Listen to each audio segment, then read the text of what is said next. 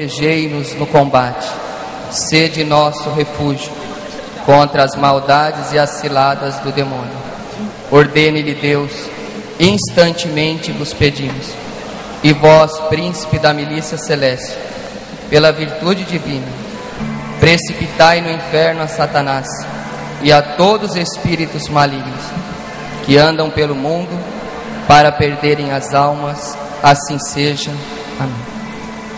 Consagramos cada palavra dessa pregação e as consequências de tudo que aqui vai ser falado ao coração imaculado da Virgem Maria.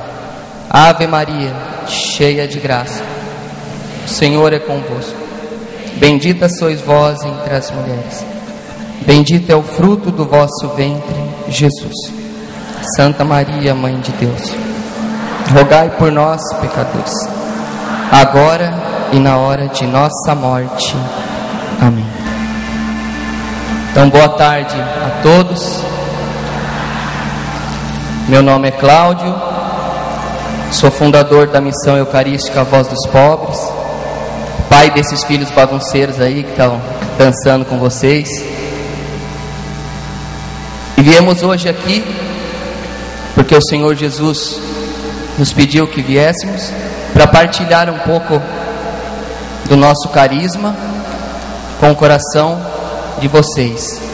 Desde já agradeço a coordenação do evento, a Renovação Carismática, seus coordenadores, agradeço o convite, agradeço também todos aqueles que estão trabalhando, porque um evento desse movimenta muitas pessoas, dá muito trabalho.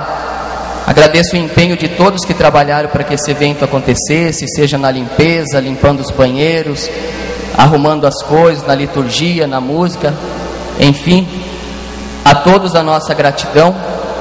Que Deus abençoe profundamente o trabalho de cada um de vocês.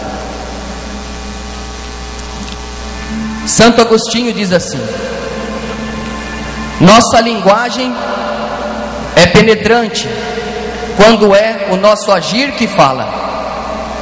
A nossa vida está tão cheia de belas palavras e tão vazia de boas obras. Frase de Santo Agostinho, doutor da igreja. Nossa linguagem é penetrante quando é o nosso agir que fala. Porque a nossa vida anda tão cheia de belas palavras e tão vazia de boas obras.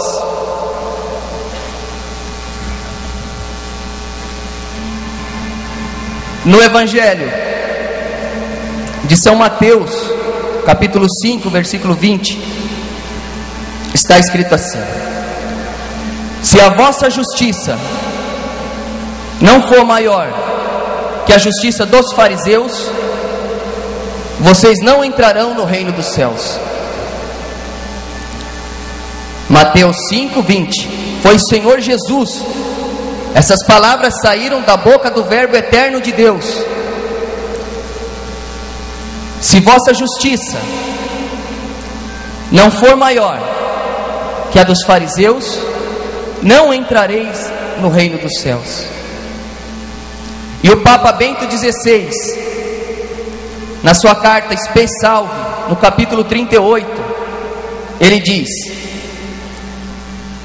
a verdade e a justiça devem estar acima da nossa comodidade e incolumidade física, porque senão nossa própria vida se torna uma mentira.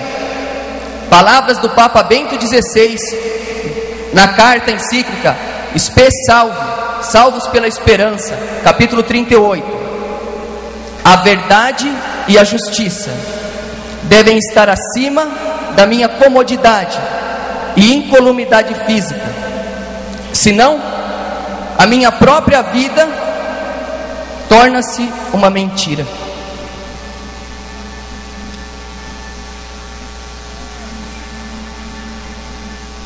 Irmãos, irmãs, filhos e filhas da Igreja de Deus, o Senhor Jesus Cristo vem dizer isso para nós. E uma grande tentação do demônio é fazer você direcionar a pregação que você ouve para outro. Aí você pensa assim: nossa, era bom que fulano tivesse aqui, que ele tinha que ouvir isso. Não, não é fulano não, é eu e você que temos que ouvir isso. Deus nos trouxe aqui para ouvir isso. É a voz do Papa, é a voz da igreja, que se a justiça, se a paz inquieta de Cristo não incomodar nosso coração diante do sofrimento dos outros, nós vivemos uma mentira, vivemos um céu de mentira. Por isso é necessário termos todo cuidado para não inventarmos para nós um céu particular. Inventar um céu particular. Aqui eu rezo, aqui eu adoro, aqui eu faço isso, aqui eu faço aquilo, se esquecendo da justiça, se esquecendo do sofrimento dos pobres, se esquecendo que irmãos nossos morrem de fome, de sede nas ruas, aqui da nossa cidade de São Paulo, da Arquidiocese de São Paulo. Às vezes eu vejo católicos dizendo: nossa, como eu gostaria de ajuntar dinheiro e ir para a Terra Santa e ver lá onde Jesus chorou no Horto das Oliveiras, e nós esquecemos de descer do nosso céu e ver que Jesus chora hoje nas calçadas. Jesus chora, Jesus morre, Jesus é ferido e maltratado nas calçadas de São Paulo. E o Papa Bento XVI disse para nós: se a justiça não levantar você para agir para os outros, a sua vida torna-se uma mentira. Irmãos e irmãos, com caridade que eu falo isso. É necessário descermos do nosso céu particular. Jesus, que é Deus, desceu do seio da Santíssima Trindade para nos salvar, para vir de encontro com nossa miséria.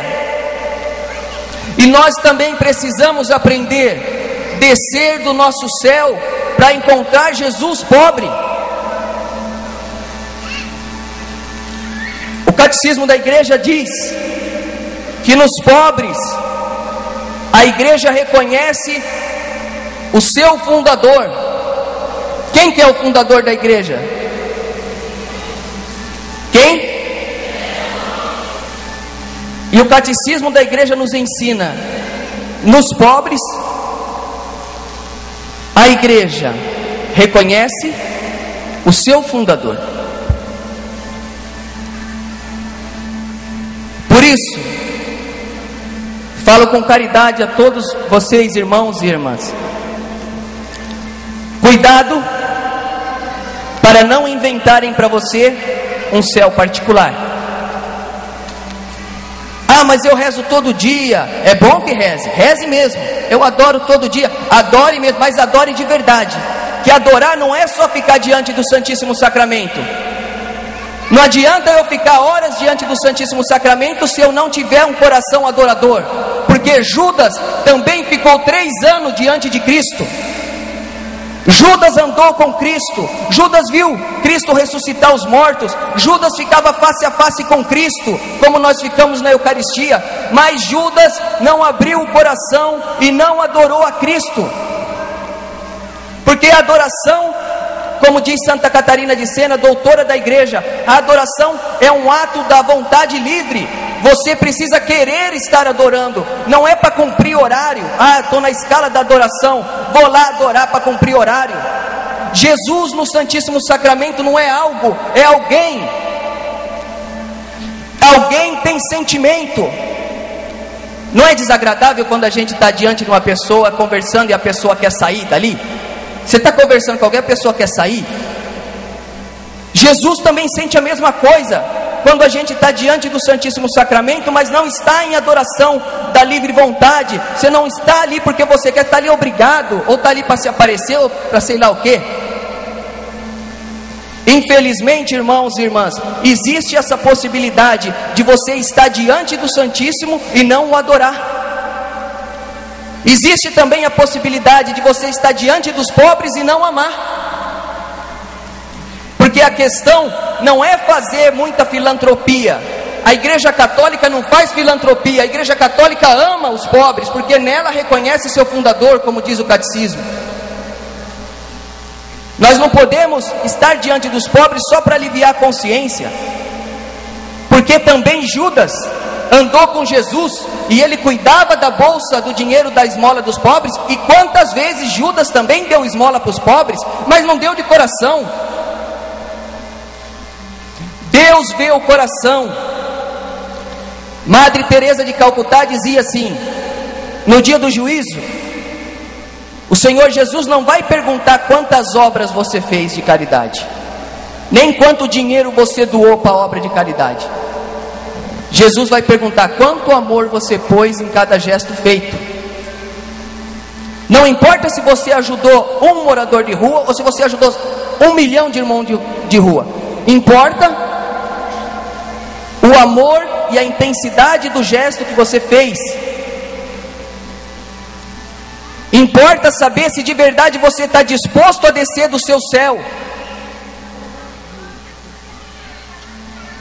Se você está disposto a descer do seu conforto, daquela fé de mentira.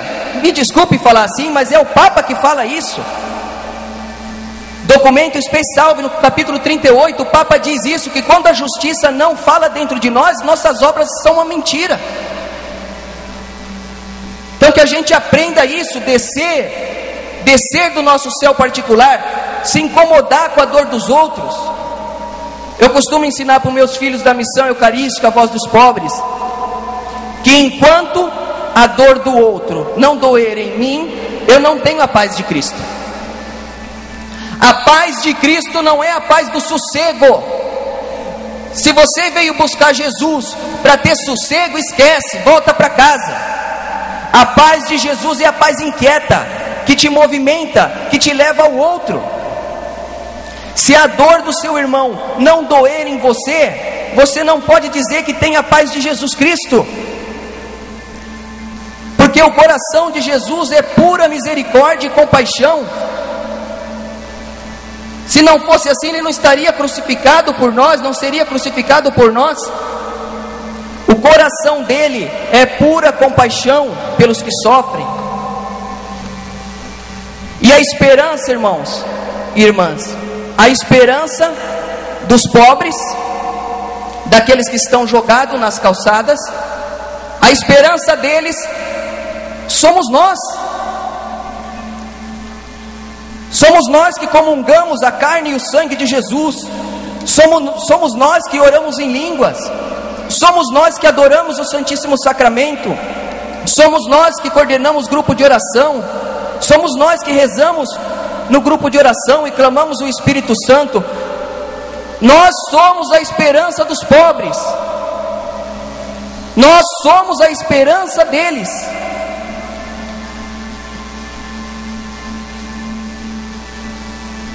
A primeira experiência que eu tive com os pobres, quando eu ainda estava no meu céu, eu trabalhava em 96 com o padre Marcelo Rossi na equipe de cura e libertação na Rua Mascote. Ele era neo-sacerdote ainda. E eu estava indo para a missa e vi 2 moradores de rua, 2 mendigos caídos na calçada. Mas eu sempre vi e nunca liguei. Mas eu estava indo para a Santa Missa e uma voz dentro de mim me disse: volta aqui, traz uma coberta e um lanche para esses homens. Mas eu não quis ouvir essa voz. Fui à missa e na hora da comunhão aquela voz gritava dentro de mim, não falava mais, gritava e dizia para mim: vai lá, leva uma coberta e um lanche para aqueles homens. E eu voltei para minha casa e não queria ouvir aquela voz. E quando eu cheguei em casa, a voz continuava gritando: vai lá, leva uma coberta e um lanche para aqueles homens. Chamei o meu irmão, o Tó, cofundador da Missão Eucarística, a Voz dos Pobres. Pegamos uns lanches, pão com mortandela, 2 cobertas. Falamos: vamos lá, que senão não vou conseguir dormir. Chegamos lá, estava garoando de noite. Eu acordei o morador de rua assim, que eu não conhecia, era o seu Agenor, depois que eu conheci ele. Toquei no pé dele, ele deu um pulo, eu também, porque eu fiquei assustado, eu não estava acostumado com contato com os pobres. E ele estava cheio de bicho. Aqueles muquirana, quem sabe o que é muquirana aqui? É igual um piolho, mas é pior que o piolho. Ele estava cheio, parecia um formigueiro. Eu chamei ele e disse: irmão, eu vim trazer uma coberta e um lanche para você. E aí o seu Agenor, um velhinho, e o outro do lado começaram a chorar. Mas chorar, e eu não entendia por que eles estavam chorando. Aí eu comecei a chorar de ver que eles estavam chorando. Aí o seu Agenor disse assim para mim. Ele falou: filho, hoje eu disse para Deus, olha o que o irmão de rua falou para Deus, e como Deus ouviu prontamente a oração dele. Hoje eu pedi para Deus, disse ele, se o Senhor existe e me ama, me traga uma coberta e um lanche. Entenderam? O seu Agenor, morador de rua, disse para Deus: Senhor Jesus, se o Senhor existe de verdade, e existindo, se o Senhor me ama, me traga hoje uma coberta e um lanche. Ele não pediu marmitex, não pediu, ele falou exatamente essas palavras: uma coberta e um lanche. E foram as palavras que gritaram dentro de mim. Aí eu abracei ele, choramos, levei para minha casa, dei um banho nele, enchi a casa da minha mãe de muquirana. E assim começou em 96 o nosso carisma. Ali o Senhor Jesus me intimou a meu céu. Lógico, eu continuo amando o Padre Marcelo Rossi, é uma bênção, né? Quem não ama o Padre Marcelo? Amo, sou amigo dele, amo muito.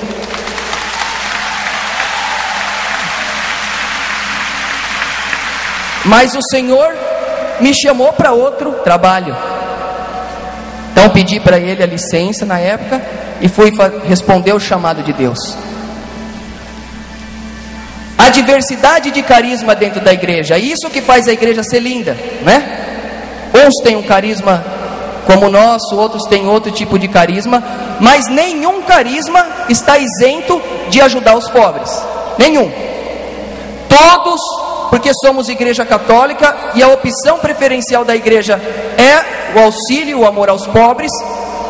Todos, de todos os carismas, somos chamados a amar e ajudar os pobres, a descer do nosso céu e encontrar Jesus no céu dele, encontrar Jesus no céu dele, perceber a cruz que hoje Jesus carrega, que é a carroça que os irmãos de rua carregam. E um morador de rua que muitas vezes é chamado de vagabundo, de preguiçoso, eles acordam 4 da manhã, pegam as suas carroças e saem catando papelão. E no fim do dia eles conseguiram o suficiente de papelão para ganhar R$8, é o máximo, por um dia inteiro de trabalho. E muitos chamam eles de vagabundos. Deus vai cobrar do católico que não amar. É condição para entrar no céu, o amor. O amor é condição para se entrar no céu.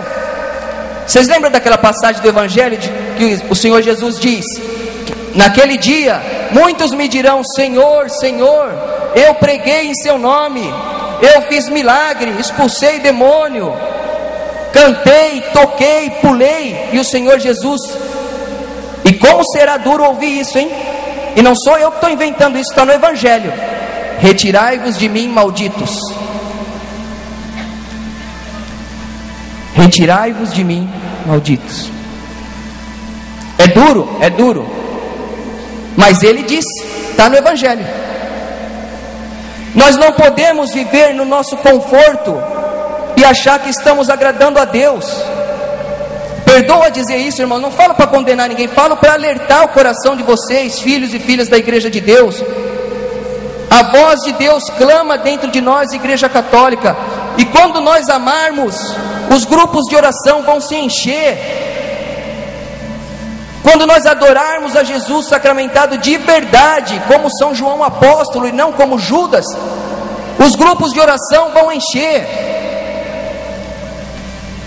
As pessoas vão voltar, porque é Cristo que atrai as pessoas a si. E quando o povo, o mundo enxergar em nós a face de Cristo, eles vêm, porque o povo tem sede de Cristo. O povo tem sede de Jesus Cristo, mas não de um Jesus Cristo teórico. Nós não somos daquelas seitas por aí que anda com a Bíblia, com a palavra de Deus embaixo do braço. Nós somos da igreja onde a palavra se fez carne e habitou entre nós.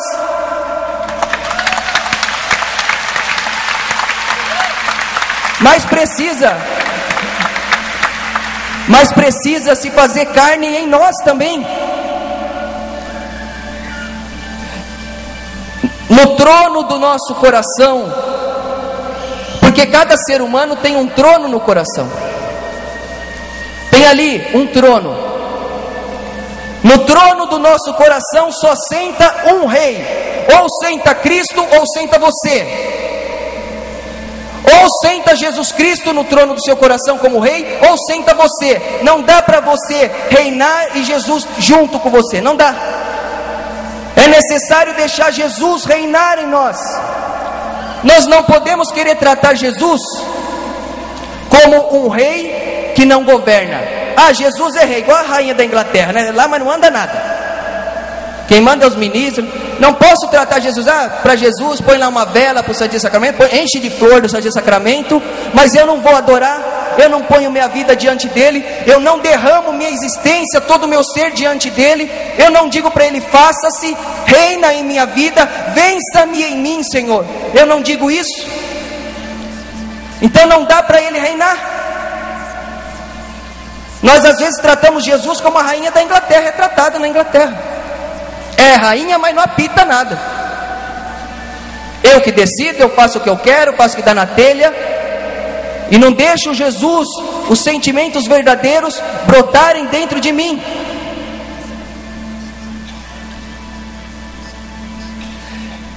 Irmãos e irmãs, é necessário a cada dia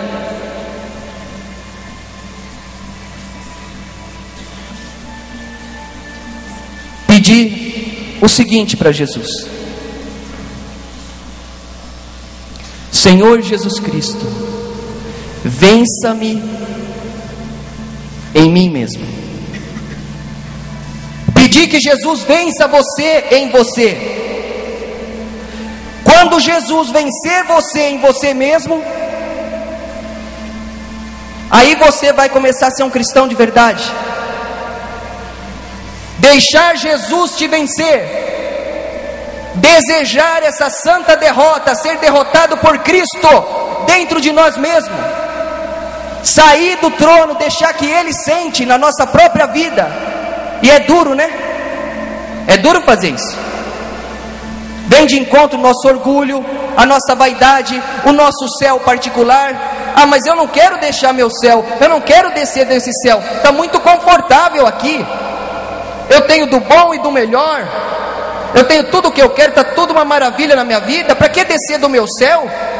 Se alguém está sofrendo, o problema dele, não sou eu seu guarda. Como disse Caim para Deus, depois de matar Abel, e Deus Pai perguntou para Caim: onde está teu irmão? E Caim, que tinha matado Abel, disse: acaso sou eu seu guarda? E às vezes nós dizemos a mesma coisa: cada um cuide da sua vida, eu não sou guarda dos pobres, eu não vou cuidar de ninguém, eu não vou procurar ninguém. Mas eu digo para vocês, e digo isso em verdade em nome de Cristo: cada ser humano sofrido que estiver perto da tua casa é responsabilidade tua, você cristão. Cada ser humano sofrendo que você vê perto da tua casa. Eu digo isso em nome de Cristo. E pode 1000 vozes falarem ao contrário disso, mas no dia do juízo Deus vai te lembrar disso.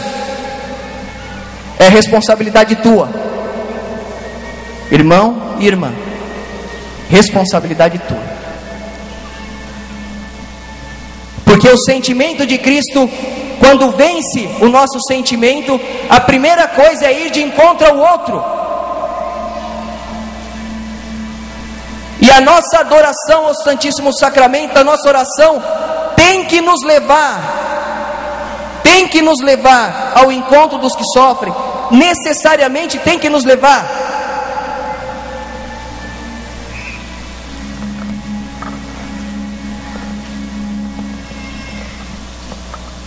Essas passagens do catecismo que eu citei, está no parágrafo 2449 e no parágrafo 2447.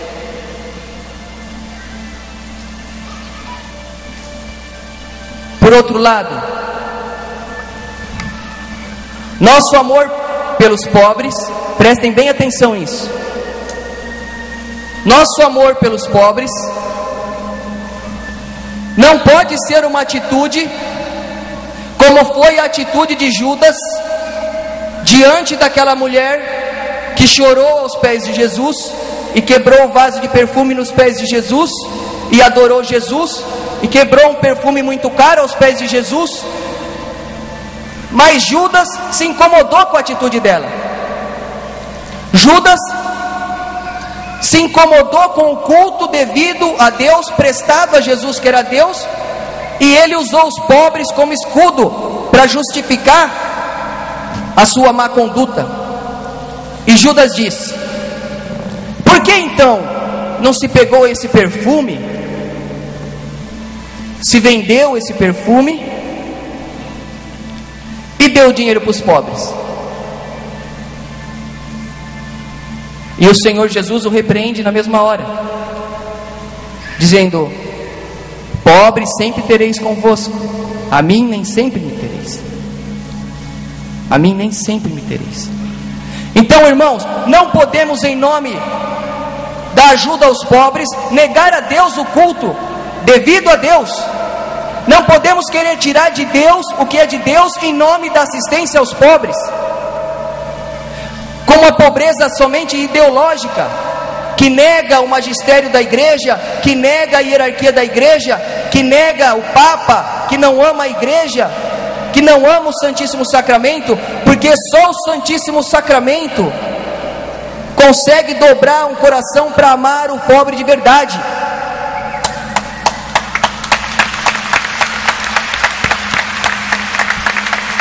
Não podemos desvincular uma coisa da outra.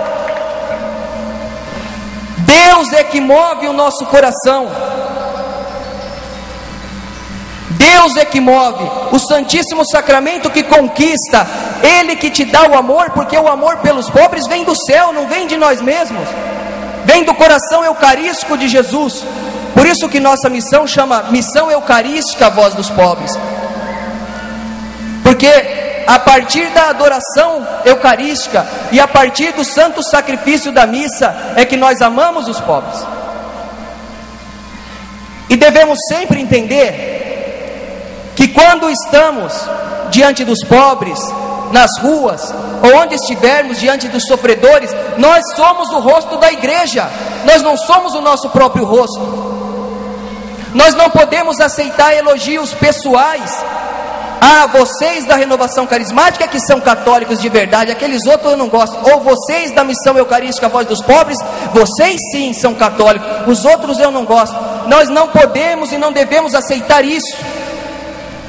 Na rua, nós somos o rosto do Papa, do cardeal, dos padres, dos monges, daqueles que adoram perpetuamente o Santíssimo Sacramento. Nós somos um corpo só, nós somos a igreja, é a igreja chegando nos pobres.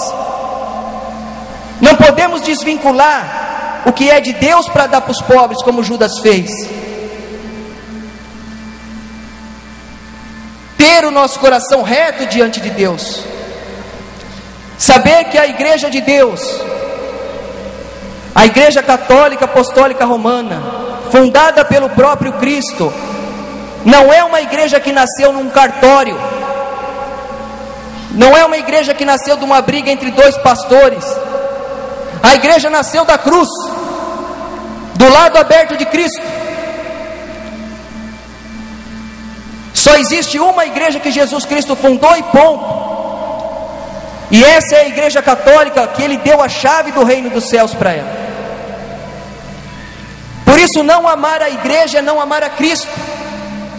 Qualquer obra que a gente faça, seja para os pobres ou seja outra obra, sem amor à igreja, para nós católicos, não agrada a Cristo. Precisamos amar e obedecer a igreja de Cristo, que assim nós vamos estar amando e obedecendo a Cristo. Prestem atenção nisso que eu vou dizer para vocês. O demônio, quando ele quer destruir a fé e a virtude em alguém, ele não precisa fazer essa pessoa acreditar no erro. Ele só precisa fazer essa pessoa duvidar da verdade.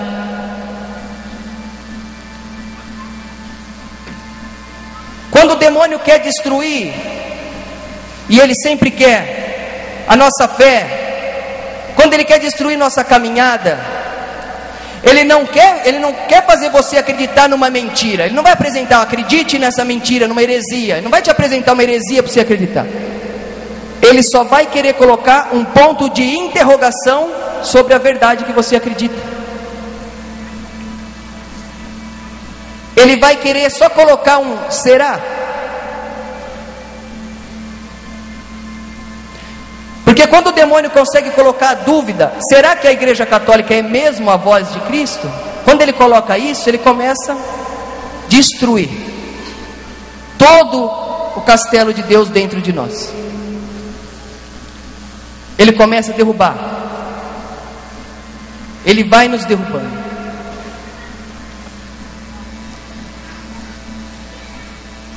Outra grande coluna da verdade do Evangelho de Jesus Cristo está no Evangelho de São João, no capítulo 6, no versículo 53, onde está escrito: em verdade vos digo, se não comerdes a carne do Filho do Homem e não beberdes o seu sangue, não tereis a vida. Não tereis a vida. O Senhor Jesus Cristo põe dois grandes pilares na nossa frente. Se vossa justiça não for maior do que a dos fariseus, não entrareis no reino. E se não comerdes a carne e não beberdes o sangue do Filho do Homem, não tereis a vida. Portanto, aonde que nós comemos a carne e bebemos o sangue de Jesus? Aonde? Não entendi. Na Santa Missa. A Santa Missa em si é o maior de todos os sacrifícios. São Curadarnes, São João Maria Vianney, patrono dos sacerdotes diocesanos, São Curadarnes dizia: todas as nossas obras reunidas, não valem um só sacrifício da missa, porque as obras nossas são obras de homens e a missa é obra de Deus. Portanto, quando temos que ter consciência de que estamos diante do acontecimento do Calvário, e o catecismo da igreja nos ensina que a Santa Missa é a atualização do mistério do Calvário, lá de forma cruenta, aqui de forma incruenta, mas é o mesmo sacrifício. A Santa Missa não é outro sacrifício. Jesus não morre de novo na missa, é o mesmo sacrifício, porque a missa está na eternidade. Portanto, nós não podemos dizer que somos católicos, filhos e filhas da igreja. Prestem bem atenção nisso, não converse agora do seu lado, preste atenção. Não podemos dizer que somos católicos e participar de qualquer jeito da Santa Missa. Ah, porque eu ajudo os pobres, então eu vou na missa de qualquer jeito. Aí eu estou amando igual Judas, negando o culto a Deus para dar para os pobres. Não. O documento de Aparecida diz, no parágrafo 354, que a nossa vida tem que ser uma missa prolongada, uma missa que não termina. Nós saímos da missa, mas a missa não sai de nós quando acabou a missa. A missa termina, o padre dá a bênção, termina a celebração, mas ela deve acontecer e continuar dentro de nós. Na vida de um católico, a missa nunca pode acabar. E não podemos participar de qualquer jeito da Santa Missa. Nós não podemos ir na procissão da comunhão, porque na comunhão não existe fila. Não é fila de comunhão. Fila tem no mercado, no banco. Ali é uma procissão para a comunhão, para um encontro pessoal com Jesus. E vamos receber verdadeiramente, não um pão bento. A Eucaristia não é um pão abençoado, não é um pão sagrado. É o corpo e o sangue de Deus. O catecismo nos ensina que existe a transubstanciação, a mudança total da substância do pão e do vinho no corpo e no sangue de Jesus. Por isso nós não podemos tratar ele de qualquer jeito, porque hoje ele está em nossas mãos e amanhã estaremos nas mãos dele.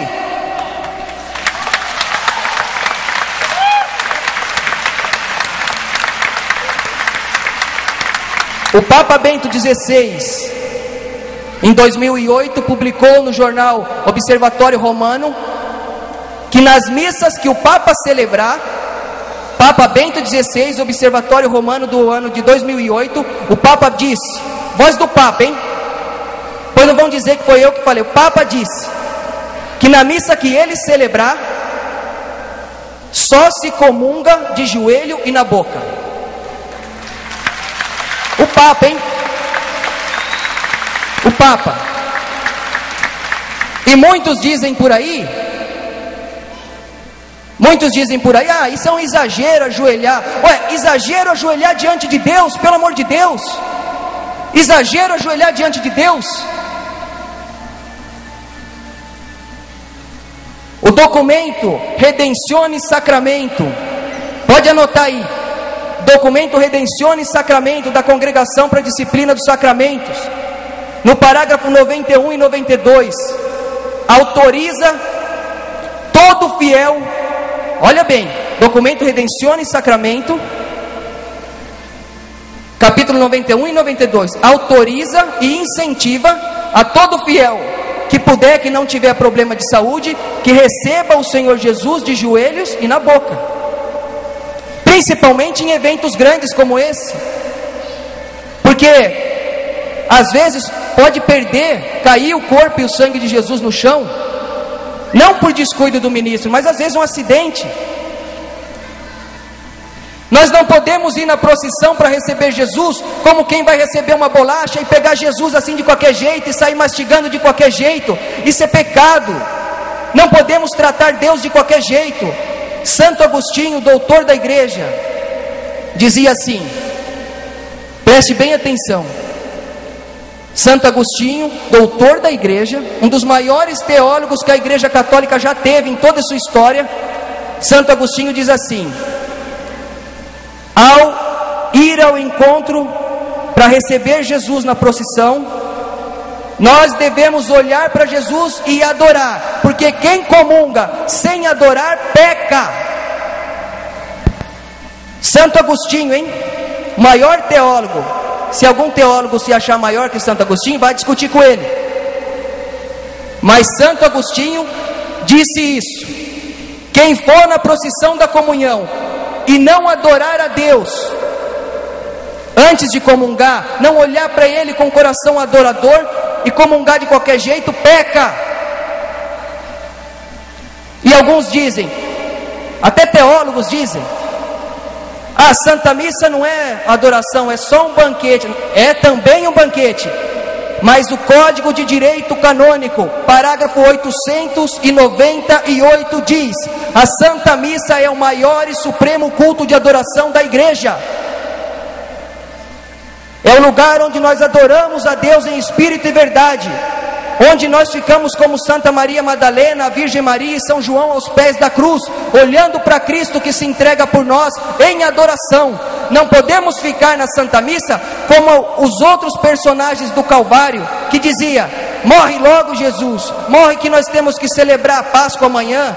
E os fariseus falavam para os soldados: quebre as pernas desse Jesus para ele morrer logo, quebre a perna dele que amanhã é Páscoa para a gente festejar.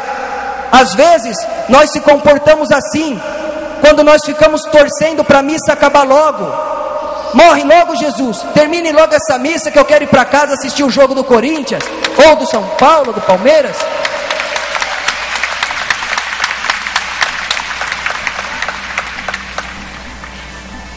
Lembre-se sempre disso.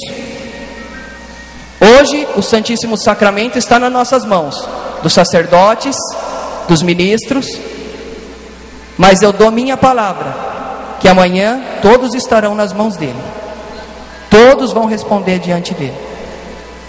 Não podemos tratar o corpo e o sangue de Jesus como um açougueiro trata uma carne de qualquer jeito. Quero terminar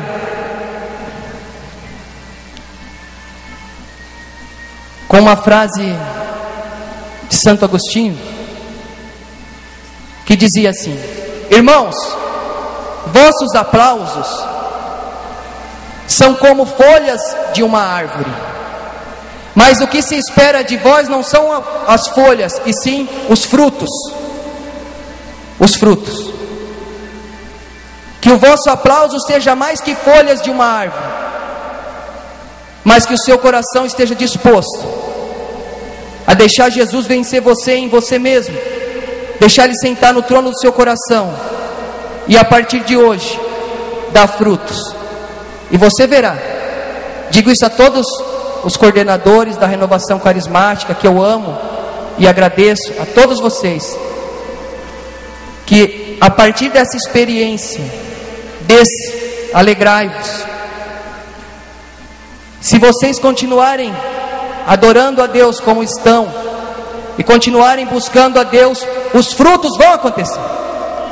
Os frutos vão acontecer, e os grupos de oração vão encher de novo, como era na época da tia Laura, lembra? Na época da tia Laura, no comecinho da renovação carismática. Tudo vai voltar. É só lançar a rede para o lado certo da barca.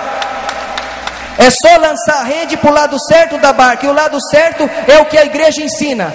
Lançou a rede para o lado do que a igreja ensina, vai pescar peixe, vai trazer peixe, vai trazer, os grupos vão encher, as santas missas vão encher. Só lançar a rede para o lado certo. Vamos entregar então toda essa pregação e tudo que você ouviu. Feche os seus olhos. Entrega tudo no coração imaculado da Virgem Maria, para que ela regue e para que dê frutos 100 por 1 na tua vida. Ave Maria, cheia de graça, o Senhor é convosco. Bendita sois vós entre as mulheres, bendito é o fruto do vosso ventre, Jesus. Santa Maria, Mãe de Deus, rogai por nós, pecadores, agora e na hora de nossa morte. Amém. Louvado seja nosso Senhor Jesus Cristo.